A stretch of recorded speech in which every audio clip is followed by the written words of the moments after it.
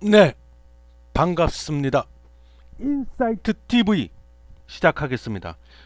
2021년 3월 25일이고요. 지금 시각은 오전 10시가 되겠습니다. 자, 오늘의 좀 제가 준비한 거는 인플레이션 얘기를 좀 해보려고 그래요. 인플레이션. 요즘 인플레이션 얘기가 많이 나오고 있죠, 지금. 그래서 그걸 제가 일단 오늘 할 내용을 먼저 좀 텍스트로 정리를 해봤는데, 요거를 먼저 핵심적으로 오늘의 포인트 먼저 제가 짚어드리고, 그 다음에 이제 또 진행을 하도록 하겠습니다.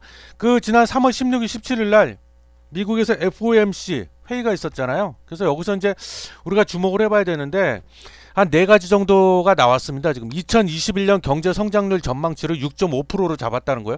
그 얼마 전에 중국 전인대 3월 달에 이번 달에 중국에서 전인대도 열렸는데 그때 중국 정부가 그 내놓은 경제 성장률 그 전망치 목표치는 6%라고 했어요. 6% 이상 올해 하겠다. 근데 이 미국이 중국보다 더 높게 잡아놨네요. 이 말은 우리가 항상 그 숨어있는 뜻을 여기서 의미를 찾아야 되는데요. 이거는 뭐요?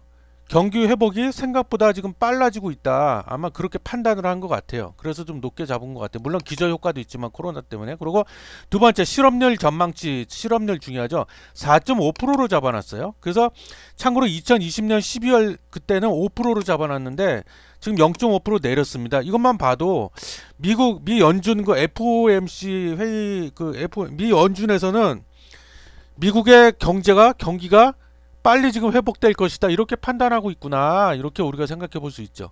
그리고 이게 제일 중요하죠. 인플레이션 지금 하고 있으니까 인플레이션 관련해서는 물가 상승률 목표치가 제일 중요한데 물가 상승률 목표치를 올렸어요. 이번에 2.4%로 목표치를.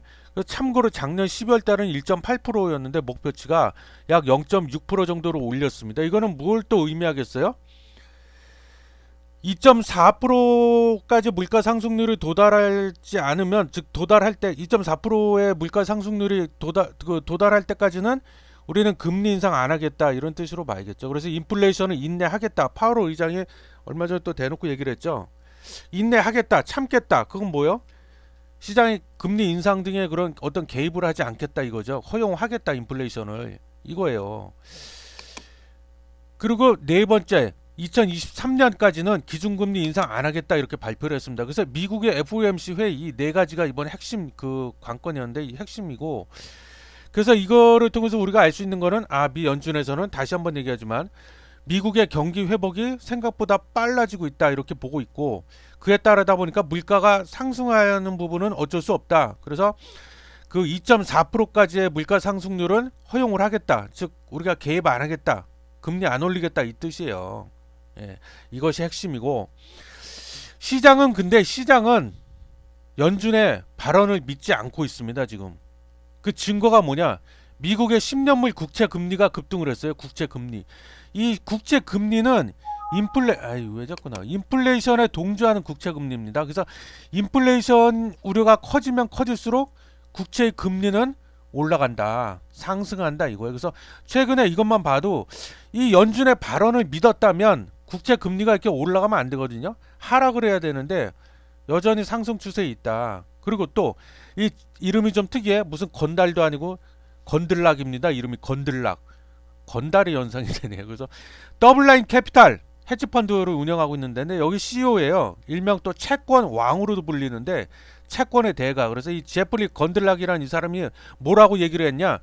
지금부터 수개월 내로 4%를 초과하는 인플레이션을 보게 될 것이다. 이 사람 인플레이션에 대해서 좀 부정적인 인플레이션이 많이 올 생각보다 심각해질 것이다 이렇게 보고 있는 것 같아요. 이게 4%를 초과한다는 거는요. 이게 물가 상승률 얘기하는 건데 아까 연준에서는 2.4%로 보고 있다고 그랬죠. 목표치를 2.4%로 정했다. 그 말은 뭐 2.4%가 넘어가 버리면 물가 상승률에 우리가 적극적으로 시장에 개입을 해서 물가를 낮추겠다 이거예요.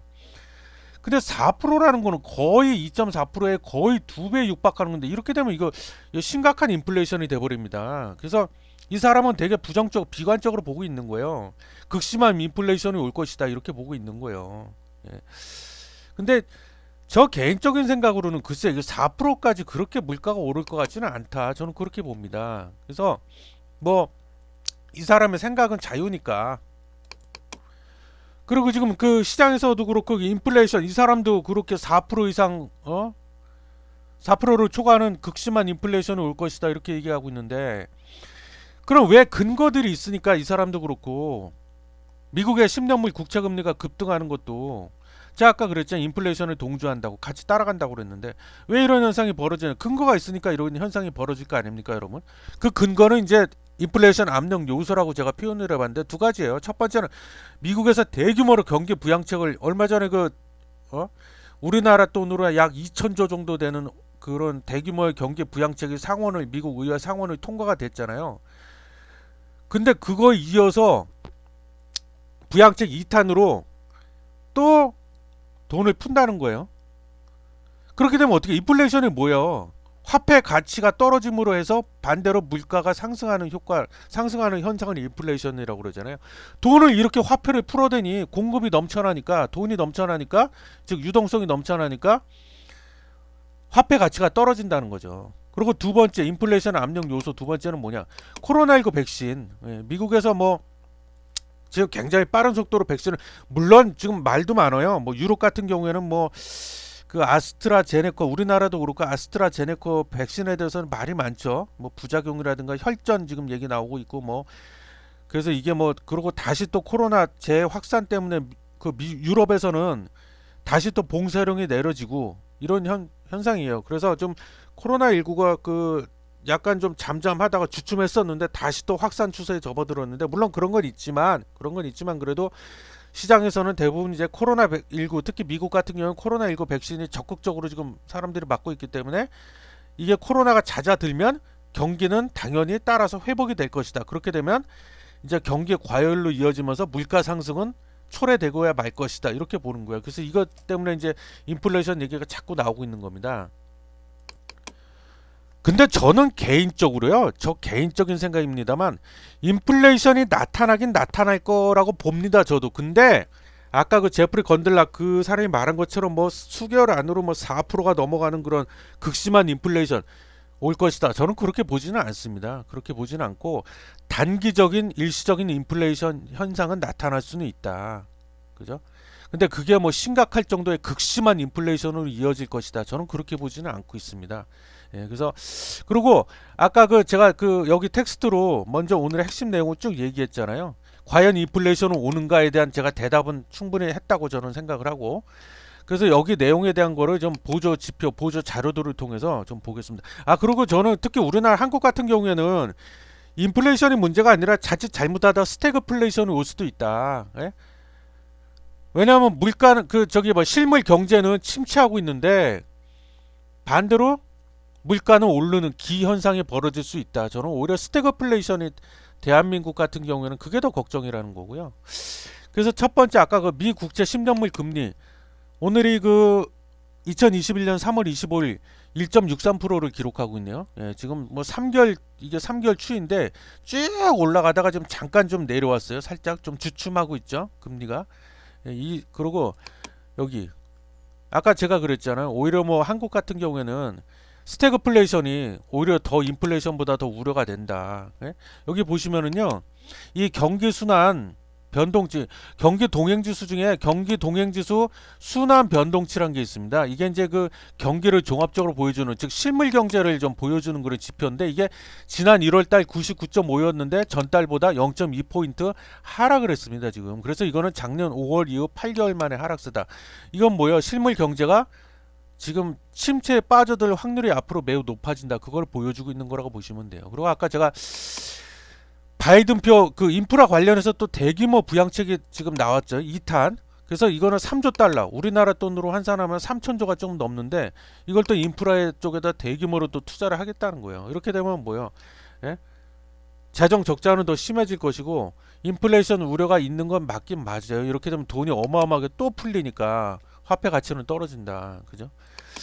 그리고 대한민국 한국은행에서는 미국의 FOMC 시장 예상 부합 아까 그 이거 결과 FOMC 결과 이거 1번, 2번, 3번, 4번 이게 우리가 예상했던 그대로다.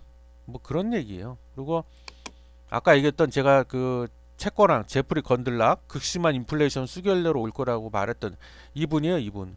근데 이분이 또 요즘 그 언론 인터뷰를 보니까 금 사지 말고 금보다 비트코인을 사라. 비트코인이 훨씬 더 낫다. 더 안정적이다. 오히려 이렇게 또 얘기를 하고 계시더라고요. 예, 그래서 비트코인 얘기를 많이 해가지고 미국 부양책에 완전히 중독됐다. 미국은 부양책에 완전 아까 3조 달러 또 푼다 그러면 대략 우리 돈으로 합치면은 1차, 2차에 걸쳐서 5천조가 넘어가요. 5천조가. 재정 적자는 불을 보듯 뻔하다. 예? 그 나스닥도 위험하죠. 나스닥이 뭐요? 기술주 중심으로 기술주들이 많이 포진해 있잖아요. 나스닥 미국 나스닥 그 시장에 나스닥 지수에 보면. 근데 기술주란 게 대표적인 성장주인데 예? 성장주는 뭐요? 금리가 낮아야 돼. 저금리가 돼야 돼. 그래야 기술주들의 주가가 올라가거든요.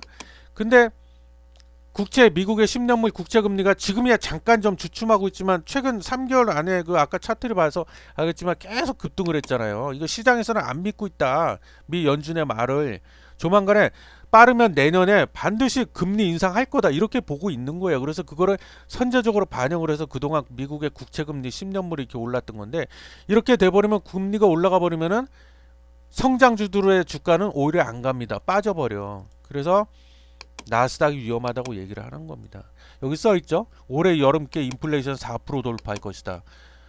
채권 시장에 충격이 간다. 그거 왜 그러냐면 인플레이션이 4%가 급등하면은 국채 금리도 같이 급등을 하거든요. 그러면 국채, 즉 채권의 금리, 수익률이 급등을 해버리면 반대로 움직이는 채권의 가격, 채권의 가치는 떨어진다. 그죠? 그래서 채권을 들고 있는 사람은 손해를 본다. 앉아서 그렇게 봅니다. 그래서 뭐 그런 근거로 얘기를 한 것 같아요. 그래서 오늘 그 인플레이션, 과연 인플레이션이 진짜 올 것인가에 대해서 좀 알아봤습니다. 시청해 주셔서 감사해요.